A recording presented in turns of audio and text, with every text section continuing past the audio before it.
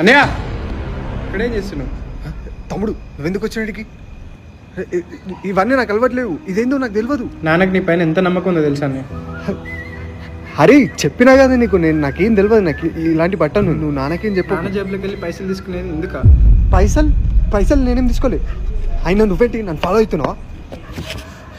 దెబ్బలు తినాను నా చేతిలో. చంపేసి ఇవన్నీ చేస్తున్నాను నాన్నకు తెలిసి నాన్న ముఖం నేను చూడలేను. నా సూర్యుడివి, నా చంద్రుడివి, నా దేవుడివి నువ్వే, నా కన్నులకి. ఇప్పటికీ మించింది ఏది లేదన్నయ్య. నాన్నకు ఫోన్ చేసి తప్పు ఒప్పేసుకో. నువ్వు నేను ఈ పర్సులో నుంచి పైసలు తీసుకున్నాను.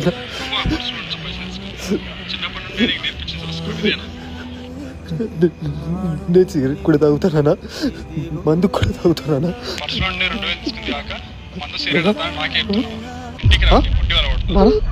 20 రూపాయలే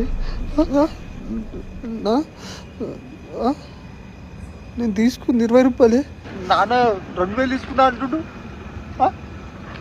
మస్తు చెప్పినావు అన్న, నువ్వు నన్ను బతికించినావు. మస్తు చెప్పినావు.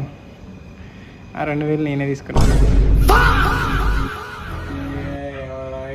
అన్నయ్యకి ఎవరైనా ఎదురు చెప్తారా?